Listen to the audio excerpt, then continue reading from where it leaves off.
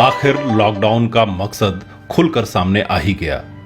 BJP शासित राज्य सरकारों ने एक एक कर अपने यहां मजदूरों पर इमरजेंसी जैसे कानून लागू करना शुरू कर दिया है। लॉकडाउन के बहाने यूपी सरकार ने अगले 3 सालों के लिए सभी श्रम कानूनों को मजदूरों से छीन लेने का ऐलान किया है। ये फैसला योगी आदित्यनाथ की कैबिनेट में हुआ। यानी अगले 3 साल तक उत्तर प्रदेश में कोई श्रम कानून लागू नहीं होगा और फैक्ट्री मालिक जैसा चाहें मजदूरों से व्यवहार कर सकते हैं।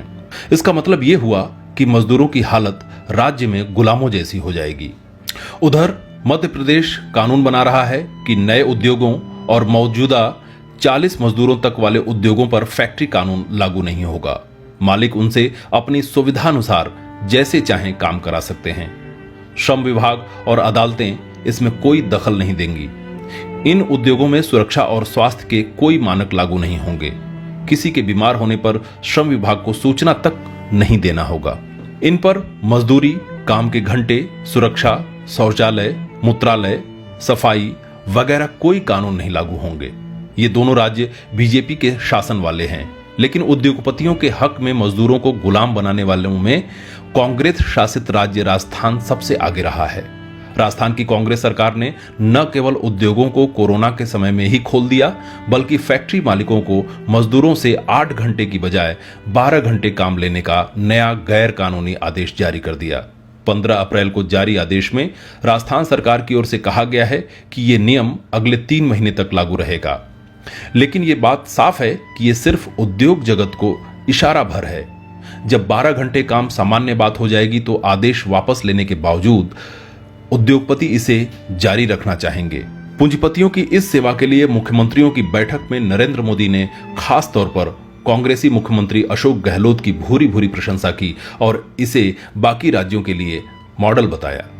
इससे पहले गुजरात के उद्योगपतियों की संस्था ने सबसे पहले सुझाव दिया था कि लॉकडाउन के कारण उद्योग धंधों में आई गिरावट की भरपाई के लिए अगले 1 साल तक यूनियन बनाने पर प्रतिबंध लगा दिया जाना चाहिए। आइए जानते हैं कि इन कानूनों का क्या असर होगा। यूपी में श्रम कानूनों को स्थगित करने का मतलब है कि न तो यूनियन बनाने, न हड़ताल करने और न ही मजदूरी, बोनस या इंसेंटिव बढ़ाने की मजदूर कोई मांग कर सकेंगे। जबकि राजस्थान में 12 घंटे काम का मतलब है कि मजदूरों से हर दिन 4 घंटे अधिक काम कराया जाएगा और इसके खिलाफ वो बोल भी नहीं पाएंगे। मध्य प्रदेश में 40 मजदूरों तक वाली फैक्ट्रियों में मजदूरों की हालत गुलामों से भी बदतर हो जाएगी। क्या कहते हैं ट्रेड यूनियन एक्टिविस्ट? हमाल पंचायत से जुड़े trade union activist Chandan Kumar का कहना है कि सरकार नए जमाने की गुलामी मजदूरों पर थोपना चाहती है और उसके लिए कोरोना और लॉकडाउन एक बहाना बन गया है। उनका कहना है कि यही वजह है कि केंद्र और राज्यों की बीजेपी सरकारें मजदूरों को घर वापस भेजने में हीला हवाली कर रही हैं और कर्नाटक की बीजेपी सरकार ने तो ट्रेनें रद्द करने का फैसला ले लिया। इससे ये बात बिल्कुल स्पष्ट हो गई है।